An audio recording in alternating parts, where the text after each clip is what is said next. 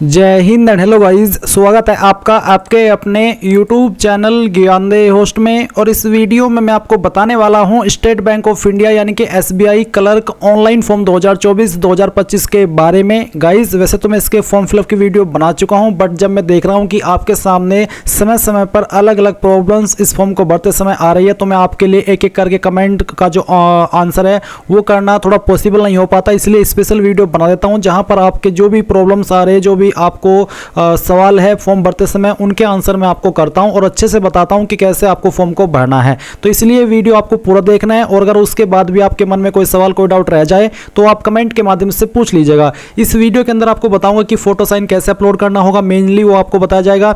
And मैं आपको ये बता दूं थोड़ा शॉर्ट में ही कि अगर आप फोटो अपलोड करें, चाहे उसका डायमेंशन कुछ भी है, पर अगर उसका साइज 20 से 50 KB है तो वो अपलोड हो जाएगा और कोई इशू भी नहीं आएगा। सिग्नेचर का भी ऐसा ही है, सिग्नेचर का साइज 10 से 20 KB के बीच में, और ब्लैक इंक पेन से ही आपको करना है, ब्लू से नहीं करना है। तो ये चीजें आपको ध्यान में रखनी है। अब चलिए शुरू से आपको बताता हूं आपको क्या करना है। अगर आपने अभी तक वीडियो को लाइक शेयर नहीं किया कर दीजिए, और चैनल को सब्सक्राइब करके बेल आइकन ऑन कर लीजिए। यहां पर लेटेस्ट अपडेट के साथ में ये फॉर्म फिलअप करने की वीडियो आपको दी जा रही है। उसके बाद जो लिंक वीडियो को डिस्क्रिप्शन में दिया है, ये आप ओपन करेंगे, आपके सामने वैकेंसी की पूरी जानकारी आएगी। फॉर्म भरने की लास्ट डेट आपके पास 7 जनवरी 2025 है, तो बहुत ही कम समय है। जैसे लास्ट डेट और नजदीक आएगी तो आपका वेबसाइट का सर्वर डाउन हो जाता है। तो ऐसे में आपको जितना जल्दी हो सके फॉर्म को भरना है, ताकि आपके सामने कोई भी वेबसाइट की टेक्निकल प्रॉब्लम न आए। उसके बाद ये सभी इन्फॉर्मेशन आप यहां से चेक करेंगे।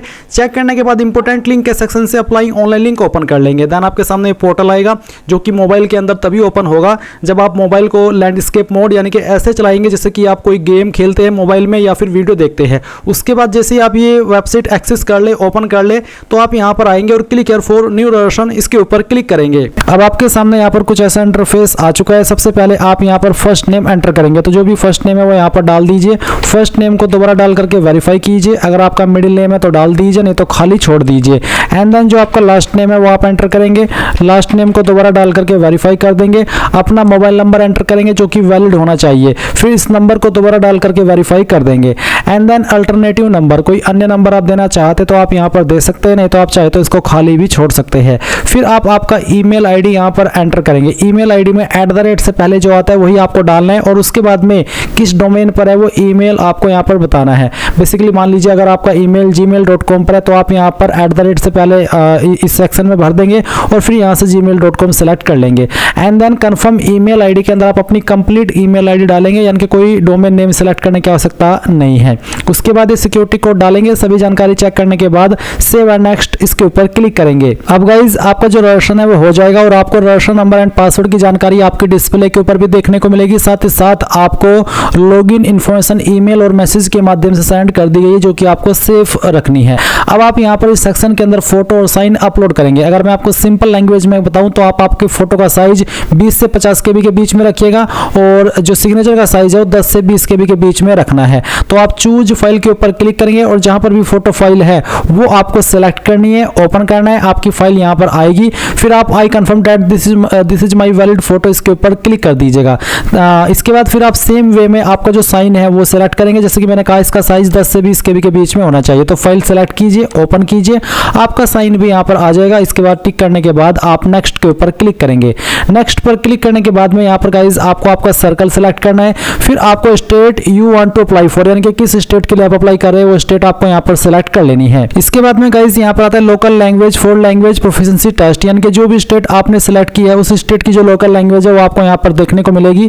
मैंने यहाँ पर जो सिलेक्ट किया है उसमें उर्दू, लद्दाख और ये वाली लैंग्वेज आती है। आपको आपकी स्टेट के अकॉर्डिंग यहाँ पर लैंग्वेज देखने को मिलेगी, उसमें से आपको आपकी लोकल लैंग्वेज सिलेक्ट कर लेनी है। अब एक सवाल है कि क्या आपने 10वीं या 12वीं के अंदर जो आपकी लोकल लैंग्वेज है वो आपने पढ़ी है, और आपके पास कोई उससे जुड़ा हुआ कोई सर्टिफिकेट है कि हाँ आपने वो पढ़ी है लोकल लैंग्वेज? अगर हाँ तो यस, नहीं तो आप नो करेंगे। कास्ट कैटेगरी क्या है? General, EWS, OBC, SC, ST, जो भी है वो आप सिलेक्ट कर लीजिएगा। मैं इस फॉर्म को डेमो के लिए भरा हूँ, तो मैंने यहाँ पर SC सिलेक्ट कर लिया डेमो के लिए, ताकि आपको कंप्लीट फॉर्म दिखा सकूं। अब आता है सब कास्ट, तो आपकी जो भी सब कास्ट है वो आप यहाँ पर एंटर कर दीजिएगा।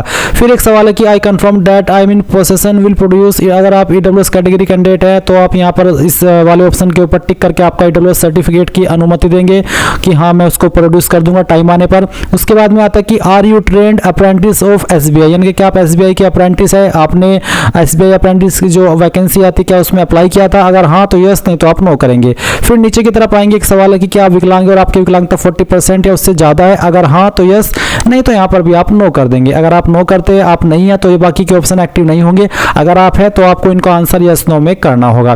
फिर एक और सवाल है विकलांगता से जुड़ा हुआ ही, जो कि है are you a person with specified disability covered. Basically ये भी इस रूल के अकॉर्डिंग कि आप विकलांगता के अंदर आते हैं और आपको लिखने में डिफिकल्टी है और आपको स्क्राइब चाहिए, अगर हाँ तो आप यस करेंगे, अगर आप बिल्कुल ठीक ठाक है ऊपर वाले की दया से तो आप यहाँ पर नो कर दीजिएगा।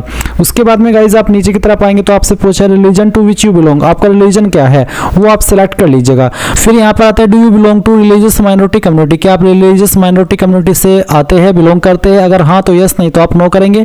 नेशनलिटी सिटीजनशिप में इंडियन रहेगा। फिर आपसे पूछा कि are you seeking relaxation under widow divorced women judicially separated from their husband and who are not remarried, अगर आप ऐसे कैंडिडेट है जो कि यहाँ पर सेपरेट हो गए हैं और दोबारा शादी नहीं की है तो आप यहाँ पर यस करें, नहीं तो आपको नो करना है। क्या आप एक्स सर्विसमैन है, अगर हाँ तो यस, नहीं तो यहाँ पर भी आपको नो करना होगा। क्या आप एक डिसेबल्ड एक्स सर्विसमैन है, अगर हाँ तो यस, नहीं तो यहाँ पर भी नो कर देना है। उसके बाद क्या आप एक dependent of serviceman killed in action candidate है, अगर हाँ तो यस, नहीं तो आपको नो करना है। उसके बाद एक और सवाल है कि are you a matriculate ex serviceman who have obtained the Indian Army special certificate of education और corresponding certificate in the navy और air force after having completed not less than 15 years of service, अगर आप ऐसे candidate है तो आप इसका answer करेंगे, अगर आपके सामने ये ऑप्शन एक्टिव नहीं है तो आप इसको इग्नोर कर दीजिएगा। फिर एक और सवाल है कि are you already working in SBI in clerical cadre, क्या आप अभी करंट में एसबीआई में क्लरिकल कार्डरे में काम कर रहे हैं, अगर हाँ तो यस, नहीं तो आप नो करेंगे। फिर एक और सवाल है कि have you earlier employed in State Bank of India and resigned from the while in clerical cadre, यानी कि क्या आप पहले स्टेट ऑफ बैंक इंडिया में जॉब करते थे और आपने रिजाइन किया हो जब आप क्लरिकल कार्डरे की जो पोस्ट होती है उसके ऊपर काम करते थे, अगर हाँ तो यस, नहीं तो आप नो करेंगे। फिर do you have record of default, क्या आप एक डिफॉल्ट कैंडिडेट है, अगर हाँ तो यस, नहीं तो आप नो करेंगे।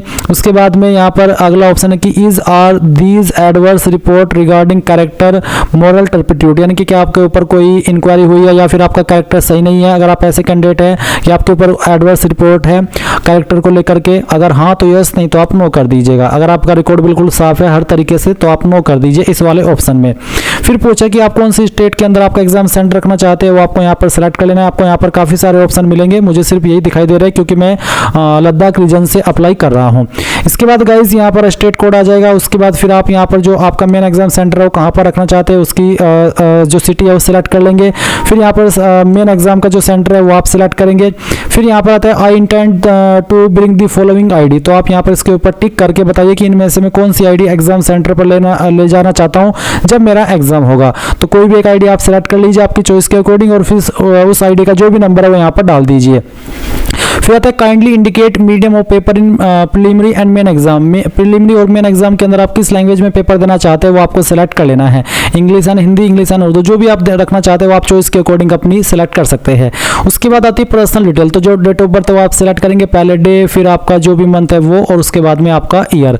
ये सिलेक्ट करने के बाद में आप आपका जेंडर बताएंगे कि आप जुड़वा भाई बहन है, अगर हाँ तो यस, नहीं तो आप नो कर देंगे। फिर गाइज आपका मैरिटल स्टेटस क्या है, अनमैरिड, मैरिड, जो भी है वो आप यहाँ पर सिलेक्ट कर लीजिए।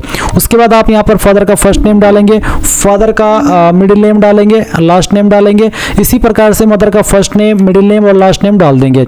नीचे आता है एड्रेस फॉर कॉरेस्पॉन्डेंस, यानी कि प्रेजेंट एड्रेस, तो जो भी आपका प्रेजेंट एड्रेस है वो आप यहाँ पर लाइन 1, 2, 3 के अंदर थोड़ा थोड़ा पार्ट आपके एड्रेस का डालिए, क्योंकि आप एक बॉक्स के अंदर 35 कैरेक्टर से ज़्यादा नहीं लिख पाएंगे, अगर लिखेंगे तो वो एरर आता रहेगा।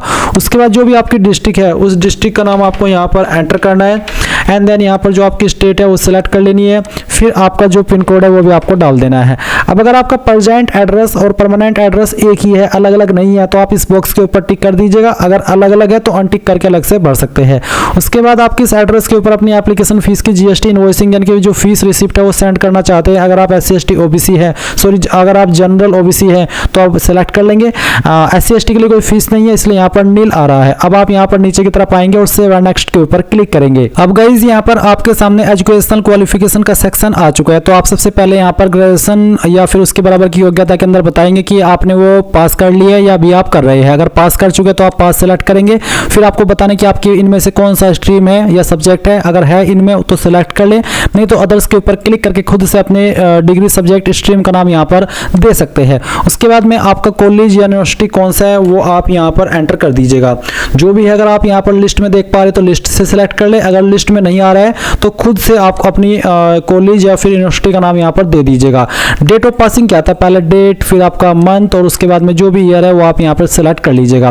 परसेंटेज क्या आते हैं वो आप डाल दीजिए। क्लास क्या आती है वो आप सिलेक्ट कर लीजिए। क्लास में कुछ कैंडिडेट कंफ्यूज होते हैं तो मैं आपको बता दूं कि अगर आपके नंबर 60 प्लस पर है तो आप फर्स्ट क्लास के अंदर आएंगे, और अगर आपके नंबर 45 से लेकर के 59% के बीच में तो सेकंड क्लास, और जिनके 33 से लेकर के 45 के बीच में होते हैं वो थर्ड क्लास या फिर पास क्लास में आते हैं। इसके बाद में इंटीग्रेटेड डबल डिग्री अगर आपके पास है तो बताइए कि आपने पास कर ली है। डिग्री सब्जेक्ट, आपकी यूनिवर्सिटी या कॉलेज का नाम, डेट ऑफ पासिंग, परसेंटेज और क्लास ग्रेड। कोई पीजी डिग्री है, कोई प्रोफेशनल क्वालिफिकेशन है, कोई अदर है वो आप यहाँ पर दे सकते हैं। मेनली अप्लाई करने के लिए इसमें आपसे डिग्री की ही योग्यता मांगी है। अब नीचे है वर्क एक्सपीरियंस, कोई वर्क एक्सपीरियंस है तो आप उसकी जानकारी भरिएगा, नहीं तो खाली छोड़ दीजिए। फिर यहाँ पर जो प्री एग्जाम ट्रेनिंग मिलती है SC/ST को क्या आप लेना चाहेंगे, अगर हाँ तो यस, नहीं तो आप नो कर सकते हैं। अब लैंग्वेज नॉन, कौन कौन सी लैंग्वेज आपको आती है, जो भी आपकी लोकल लैंग्वेज है वो आपको यहाँ पर देखने को मिलेगी, और वो आपको पढ़नी आती है तो इसके ऊपर टिक कीजिए, लिखनी आती है तो यहाँ पर, बोलनी आती है तो यहाँ पर। फिर जो आपको सेकंड लैंग्वेज आती है वो सेकंड लैंग्वेज आप यहाँ पर लिखिए, और उसका जो स्टेटस है वो भी आप यहाँ पर इस तरह से बता दीजिए। फिर इसके अलावा कोई आपको और भी लैंग्वेज आती है वो भी आप यहाँ पर लिख दीजिए इस तरह से, और उसका स्टेटस बता दीजिए। कोई और भी लैंग्वेज आती है, कोई जो इंडिया की लैंग्वेज हो वो आप यहाँ पर लिखिए और उसका स्टेटस बता करके यहाँ पर सेव एंड नेक्स्ट के ऊपर क्लिक कर दीजिए। अब जो भी जानकारी आपने भरी है शुरू से लेकर अभी तक उसका प्रीव्यू आपके सामने है। सभी जानकारी एक बार फिर से चेक कर लीजिए। जब आपको लगे कि सभी जानकारी सही है तो आप आई एग्री के ऊपर क्लिक कीजिए। फिर दो ऑप्शन है टिक करने के, एक है कि I confirm that my name as filled by me in the application form exactly matches with the name in my ID proof, यानी कि जो नाम मैंने इस फॉर्म के अंदर भरा है वही सेम नाम मेरी आईडी के अंदर है, जो आईडी मैं यहाँ पर दे रहा हूँ। दूसरा है कि there is a change in my name and will bring a documentary proof for the same at the time of exam, यानी कि मेरा नाम और मेरी आईडी के अंदर जो आपने नाम इसके अंदर भरा है फॉर्म में वो, और जो आपकी आईडी के अंदर नाम है वो अगर अलग है तो आप सेकंड वाले के ऊपर टिक कीजिएगा। अगर आपका नाम दोनों में सेम आईडी में भी और जो आपने फॉर्म के अंदर भरा है वो भी और डॉक्यूमेंट में भी, तो आप सेकंड वाले के ऊपर जो मैंने टिक करी है सिर्फ इन्हीं के ऊपर आपको टिक करना है, और कंप्लीट रसन के ऊपर क्लिक करके यहाँ से ओके करना है। एक बार फिर से ओके करना है। अब आपको लेफ्ट थंब इंप्रेशन अपलोड करना है, यानी कि बाएं अंगूठे का निशान। तो जहां पर भी आपका लेफ्ट थंब इंप्रेशन है वो आपको यहाँ पर सिलेक्ट करना होगा। तो चलिए मैं आपको यहाँ पर सिलेक्ट करके दिखाता हूँ। मैंने फाइल सिलेक्ट की, ओपन किया, आपकी फाइल इस तरह से आएगी, आप इसको ओके कर दीजिएगा। अब आपको हैंड रिटन डिक्लेरेशन अपलोड करना है। अब इसमें लिखना क्या है, जो लिंक मैं आपको वीडियो के डिस्क्रिप्शन में दिया हूं ये वाला, ये आप ओपन करिएगा। इसमें आपको यहाँ पर नीचे की तरफ हैंड रिटन डिक्लेरेशन के नाम से एक हेडिंग मिलेगी।